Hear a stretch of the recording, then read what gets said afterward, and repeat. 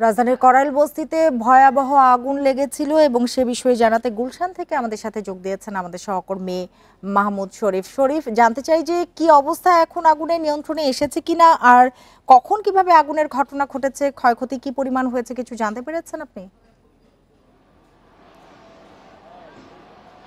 দেখুন, আগুন প্রায় নিয়ন্ত্রণে চলে এসেছে। ফায়ার সার্ভিসের ৯টি ইউনিট কাজ করেছে।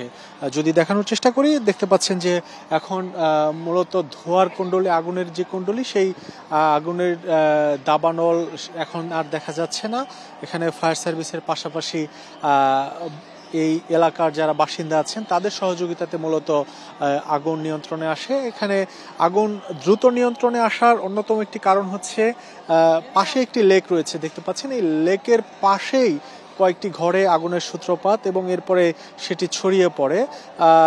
যতটুকু ধারণা করা যাচ্ছে শখানেকের মতো ঘর পুড়ে গেছে, একেবারে পুড়ে গেছে। দেখতে পাচ্ছেন এখানে 1 ঘন্টার মতো হতে চললো আগুন লাগার ঘটনা ঘটেছে। এরপরে আগুন লাগার খবর পেয়ে ফায়ার সার্ভিস এখানে আসে।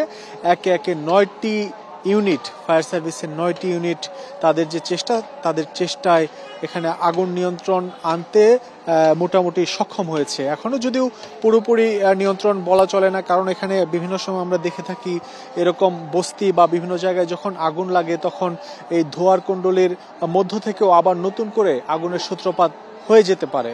আর দেখতে পাচ্ছেন এখানে ফায়ার সার্ভিসের যারা সদস্য আছেন তাদের কিন্তু পানি পেতে কোনো বেগ পেতে হচ্ছে না, কারণ পাশের লেক থেকে তারা তাদের যে মোটর রয়েছে সেই মোটর দিয়ে পানির সংযোগ দিয়ে রেখেছে, এবং যে কারণে অনেকটা দ্রুত সময়ে বলা চলে যে আগুন নিয়ন্ত্রণে আনা সম্ভব হয়েছে। এরপরেও ক্ষয়ক্ষতির যে বিষয়টি সেটি বলা চলে শখানেকের মতো ঘর একেবারে পড়ে গেছে, কারণ ঘন্টাখানেক ধাউ ধাউ করে আগুন জ্বলেছে এবং এই আগুন জ্বলার কারণে এখানে যারা বসবাস করতেন, এখানে মূলত করাইল বস্তি এলাকায় যারা বসবাস করেন বেশিরভাগ দিনমজুর বা খেটে খাওয়া মানুষ, যারা দিনের বেলায় তাদের যে ঘর সেই ঘরে থাকেন না, তারা তাদের দৈনন্দিন নানান কাজে তারা বেরিয়ে যান।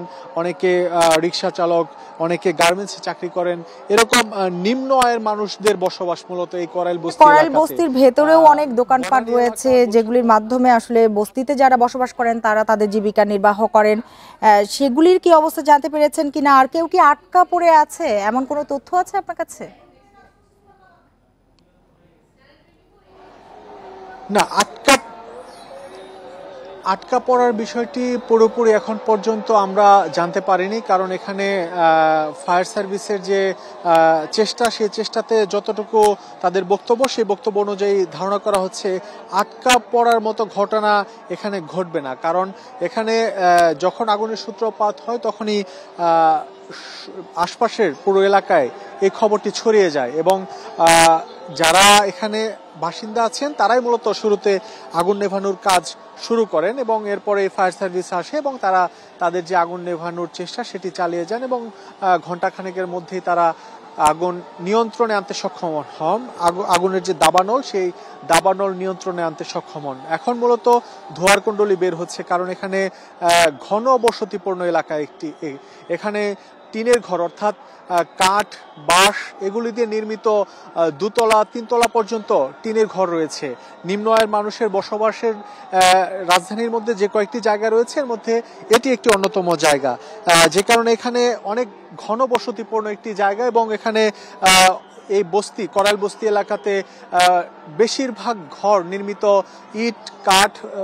ইট নয় বরঞ্চ বাঁশ এবং কাঠের, এবং সেগুলি দিয়ে 1তলা 2তলা 3তলা পর্যন্ত করা হয়ে থাকে।